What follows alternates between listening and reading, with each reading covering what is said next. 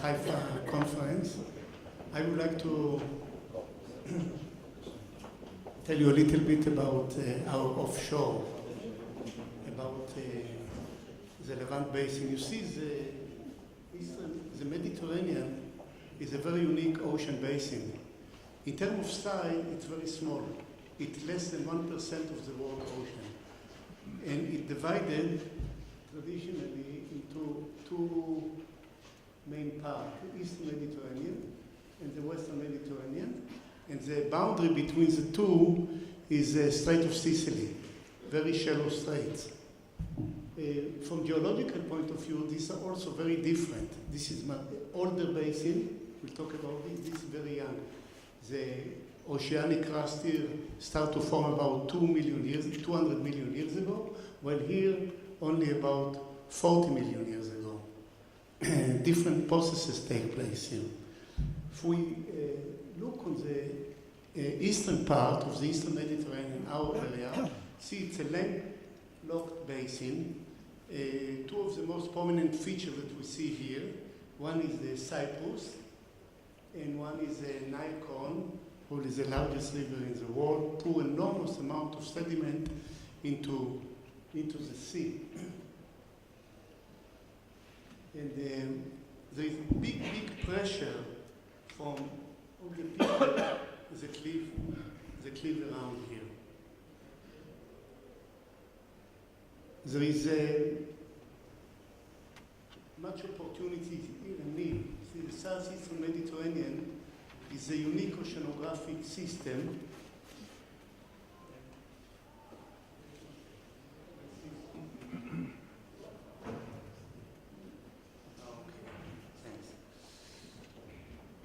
This is really a natural laboratory providing opportunities for new, globally important and exciting science.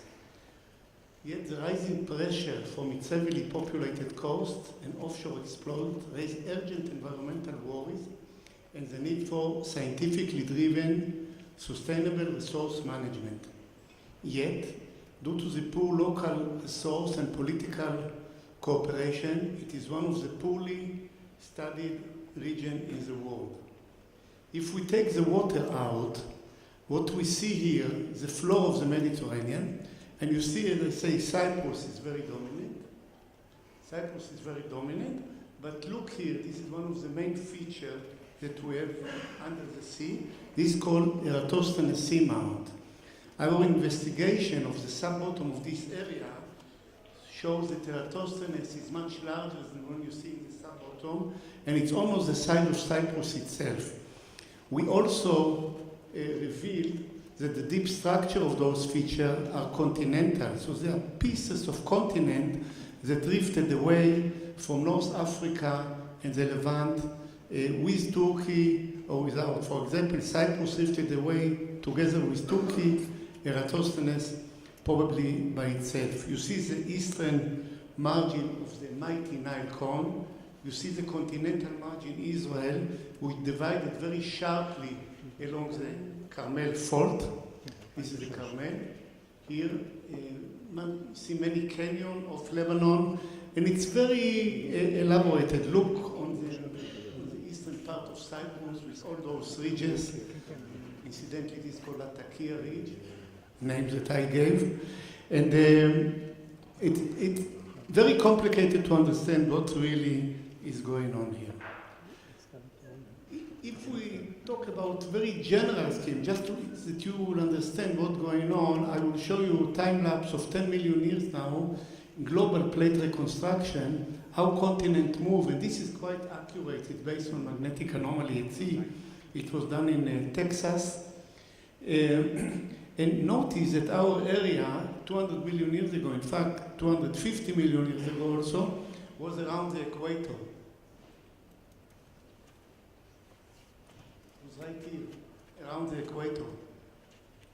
And with time, I will show you every 10 million years, you see that those elements of Turkey that were out offshore and other pieces of Europe started to separate away from North Africa, and see this is the mighty Tethys Ocean, and close this part of the Tethys Ocean. The remnant of the Tethys Ocean is today the Pacific Ocean. Okay, so we move every 10 million years, you see the sea start to open up. See, it's quite sizable now.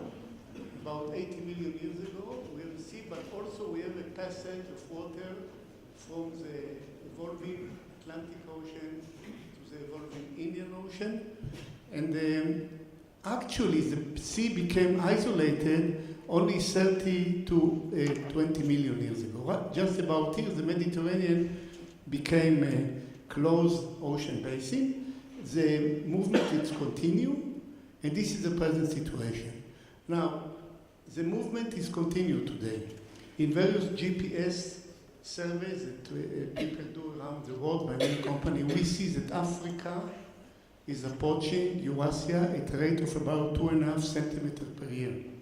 This means that this ocean basin that we see, geologically speaking, it's the last second of its existence. Everybody can measure by himself and see that between 6 to 8 million years ago, there will be no Mediterranean. Incidentally, there will be no Israel, no Palestinian Authority, no Lebanon. Will all be part of a mountain system that will grow out of the Taurus system, already have named the Mediterranean mountain system. We cannot stop this process. And such processes happen in other places in the past. For example, before the present Atlantic Ocean came into existence, there was another ocean there called Proto-Atlantic Ocean.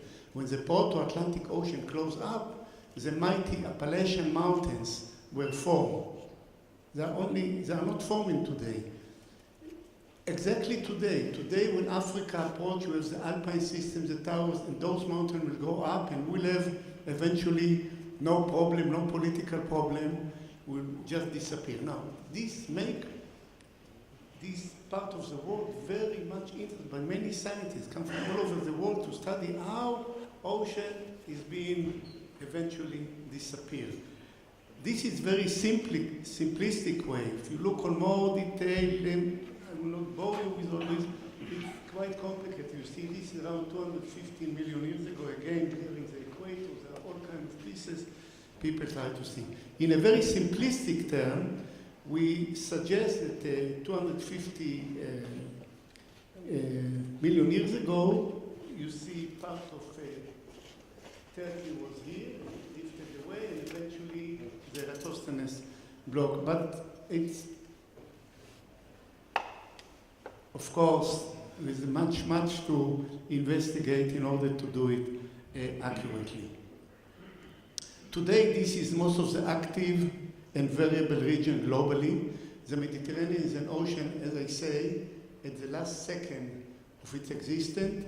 You see here the way Africa approach Eurasia. It's not very simple. It's all those faults are active here. In Cyprus, in Greece. It's very different. How this motion is taken up, even along our coast, you see the Carmel fault. Basically, it's coming into Beirut. It's all play a game here. Incidentally, this is a reconstruction of 2/10 of a million years ago. It very complicated, the process. Now, I'd like to show you here a seismic profile. See, this is offshore Israel, offshore Somalia. You see, this is the coast, this is the sea floor, and this is below the sea floor. And what is marked here, called the Messinian salt. What is the Messinian salt? I mentioned to you already that the history of the Mediterranean is quite long, over 200 million years ago. But in all this long history, there was a very traumatic event only 5 to 6 million years ago. Right? What happened at that time? The Gibraltar closed.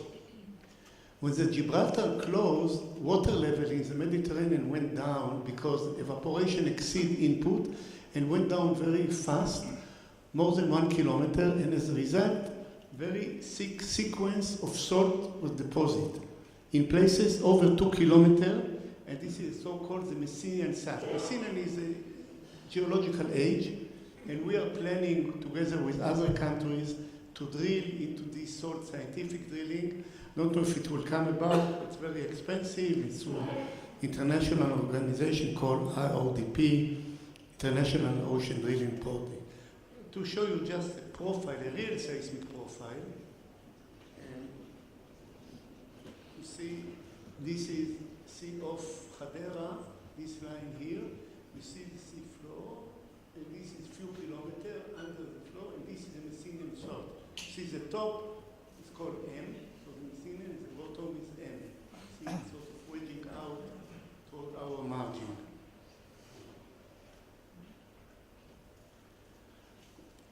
Now, located at a climatic junction and isolated from the global ocean circulation, the ultra-oligoscopic, basically marine desert, southeastern Mediterranean, is a sensitive gouge of natural and anthropogenic changes. Why it is a marine desert? Because you see here the ratio of N to P. N to P ratio is very, very high. 28 to 1, which makes things not very favorable to life. Look how complicated is the circulation in the Mediterranean. We still study this. We're not very clear how complicated the current is. If we would know about the current as much as we know today, when the submarine Dakar disappeared, it will be much easier on us to look for it. But we did not know. Look how the temperature of the surface water changes in 20 years. Look how much the Eastern Mediterranean changed. And look here, this is result of coring, drilling, sampling into the sub-bottom is the Eastern Mediterranean.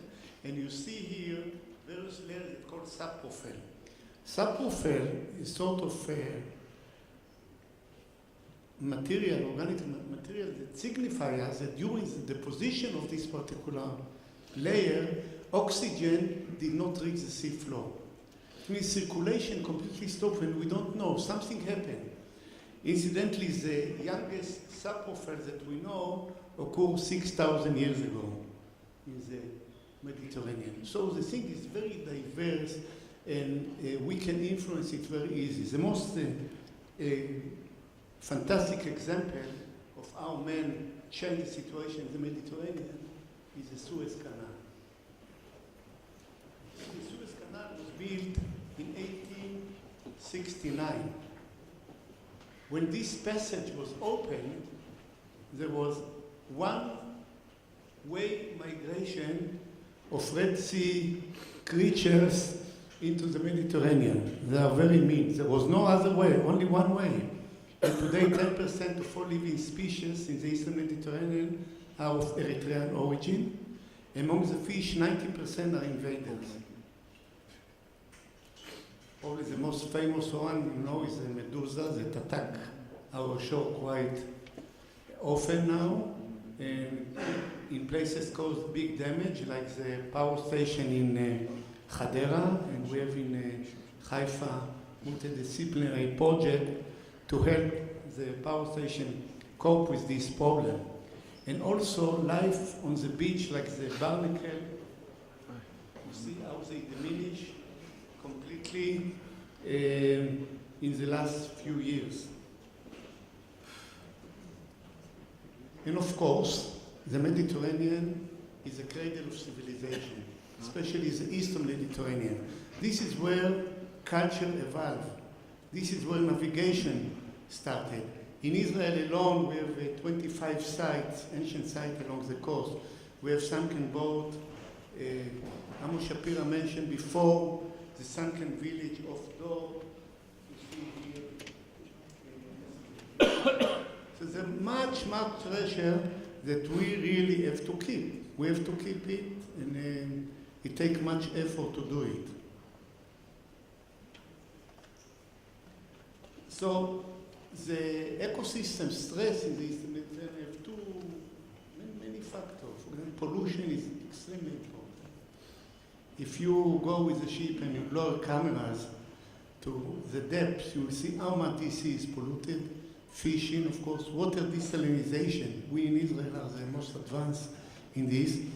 It does not do very good, those stations to the quality of the water, climate change effect, migration of organisms, tourism and recreation, exploitation of gas, and probably pretty soon also oil, and I will touch at the business of oil. Earthquake and tsunami, I will not go into it, but a very important in our area, and tsunami hit our coast in the previous century quite hard. Expansion, artificial island, we'll hear about this today, I hope. And sand shortage that we have. To cope with this problem, the University of Haifa has decided about 7.5 years ago to, as a result of generous contribution by Levant Basin, to build a school of marine sciences, and this is when I was called on duty. Today, I'm proud to say that the sea is really something very strong. And it has today 5 departments. You can see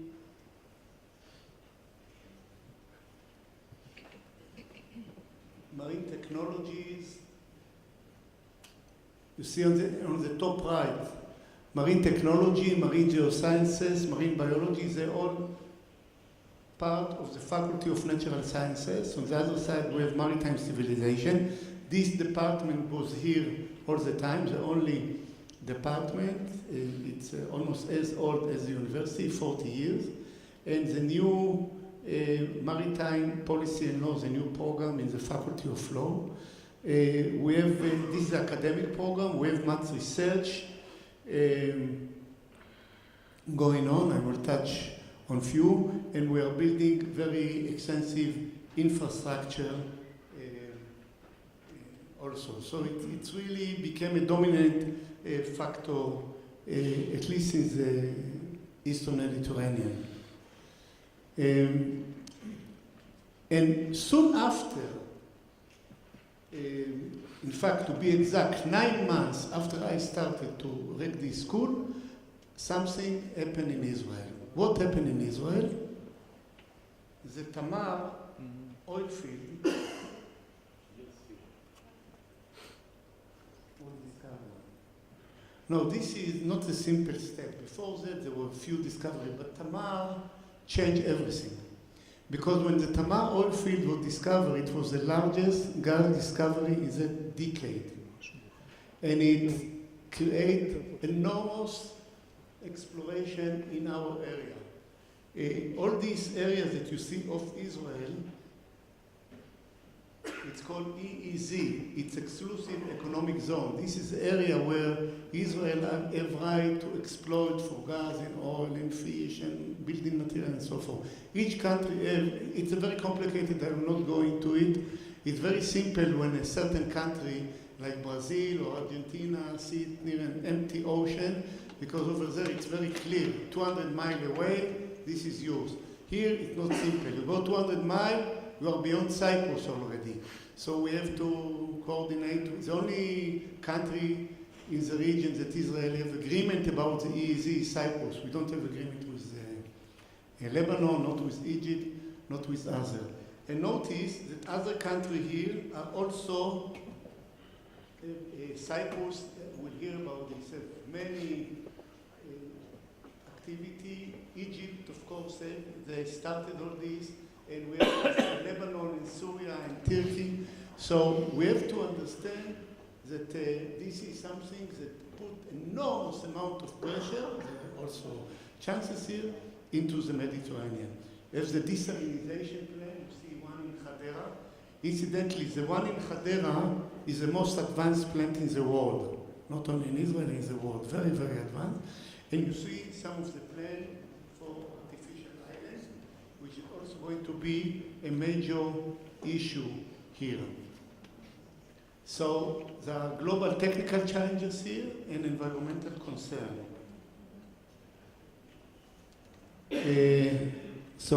Why environmental concern? And this we have to learn the disaster that happened a few years ago in Gulf of Mexico. You probably all remember the BP leakage, disaster. This is the Gulf of Mexico here. And in the red, you see the size of the leakage. You know, it so happened that the size of Gulf of Mexico and the size of the Eastern Mediterranean are the same. Eastern Mediterranean go up to here. And this is the size of the oil spill. And if we discover oil and all the indications that we're going to do this, at least in Leviathan, we have to be worried about this because always there are leakage. But what are the three main differences because Gulf of Mexico, between Gulf of Mexico and the Eastern Mediterranean? One, if you look at the Gulf of Mexico, the coastline are quite smooth. Yet, in the Eastern Mediterranean, look what's going on. You have the Aegean Sea, Marmara, Black Sea, Adriatic Sea. There's all kind of bays that the leakage can go into. Second, even more important, you see that the connection between the Gulf of Mexico and the Atlantic Ocean is through the Florida Channel, which is several kilometers deep.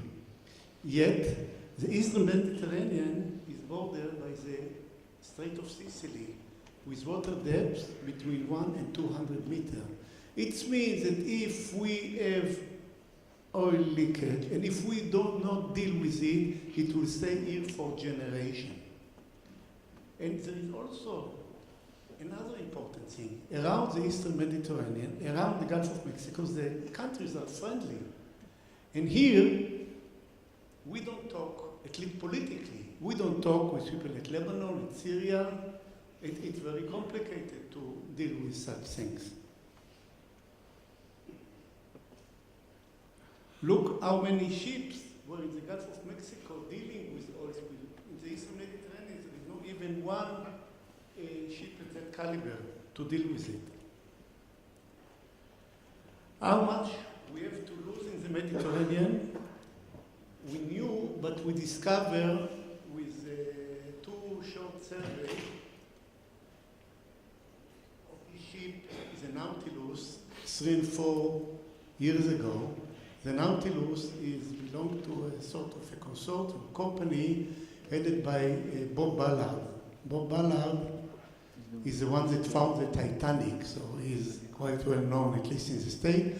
He is also a very good friend of mine because we studied together at Woods Hole, I am at MIT in Rhode Island.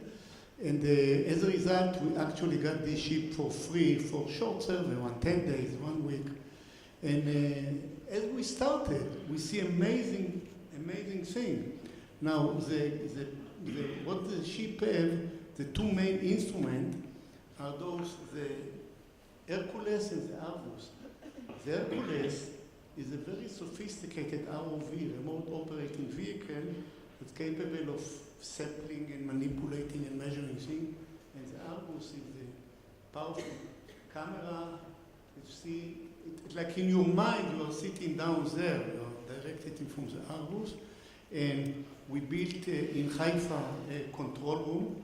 The situation is this, it's the data going by electro-optic fibers go to the ship, transmitted via satellite to Rhode Island, and then to Haifa. It takes only 3 seconds from the signal to come from the bottom to reach here in Haifa.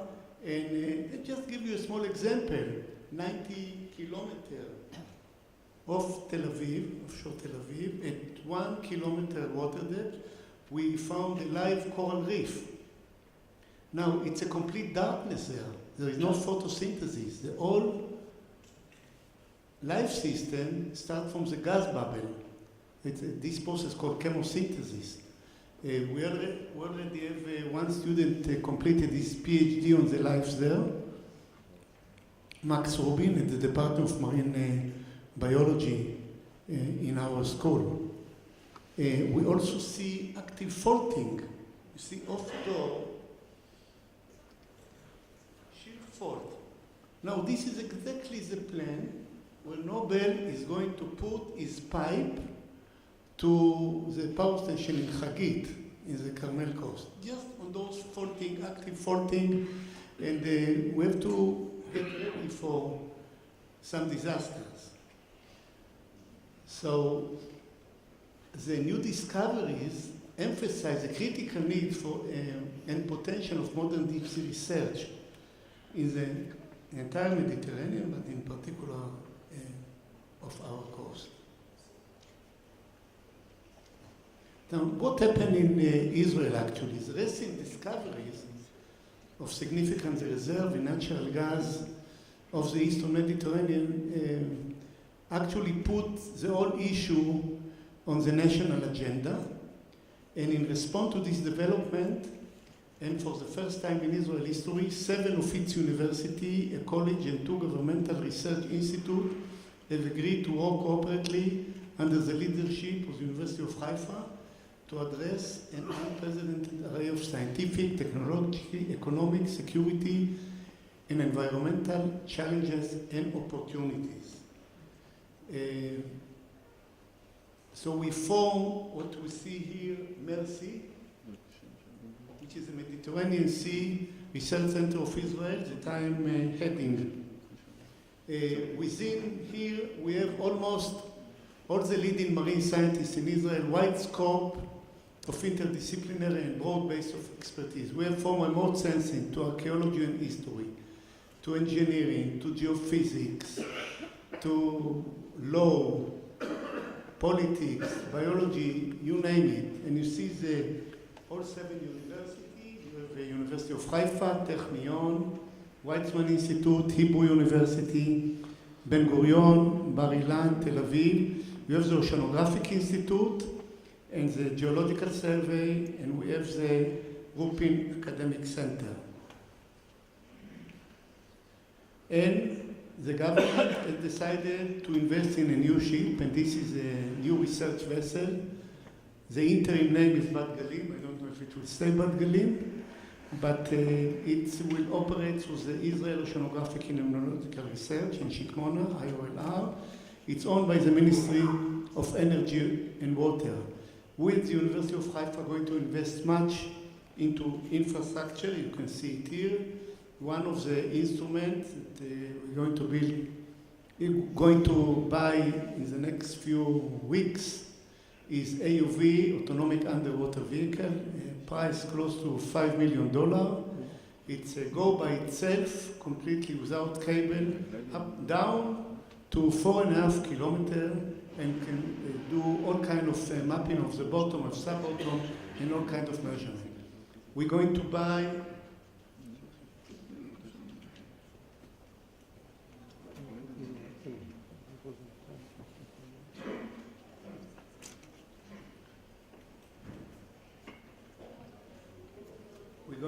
an instrument of almost similar price.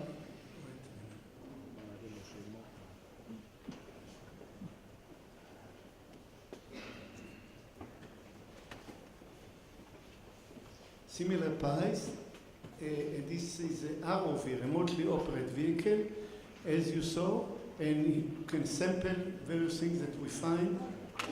We can like to study, for example, life near the Tamar drilling and so forth. The Hebrew University, Weizmann Institute, and Bar Ilan going to buy a few sea gliders. Those are instruments that glide in the top 1 kilometer and measure salinity, temperature, density, and transmitted via satellite everything. We are in the process of establishing a deep sea facility in the Oceanographic Institute down in Shikmona. The facility includes a technical maintenance research center for unmanned underwater vehicle. It will include underwater optical sensing laboratory, underwater acoustic, communication laboratory, marine engineering, marine geophysics, and mechanical, electrical workshop. So it's a big thing, never new in Israel. Now, I stress the importance of regional cooperation. And as President Shapira mentioned, we just had last week a conference in Limassol, together with our Cyprian colleague, involving scientists from neighboring countries like Egypt, Palestinian Authority, Greece, etc. And it's very, very important. And I think that we scientists are going ahead of politicians in our dialogue with our neighbors. The idea is creating academic collaboration among Eastern Mediterranean countries in the field of marine sciences, using science as a tool for bridging people and cultures. So, this you can see the various countries, and the primary research objective, I just mentioned this, the marine resources, of course, oceanographic working of the Southern Eastern Mediterranean water mass, biology, regional to global environmental impact of climatic and anthropogenic changes, marine natural hazard, like earthquake and tsunamis, preservation and coastal preservation and development, marine bioresources, and innovating development of research technologies. So what we suggest for collaboration regional program is international conferences, exactly like we did in Limassol. Hope next year it will be in Haifa, because those people that were hesitant to go to Haifa saw in Cyprus that we are very friendly, and they will come, hopefully, from neighboring country. Multinational research expedition, exchange of research and students, and regional marine research consortium of university. Thank you very much.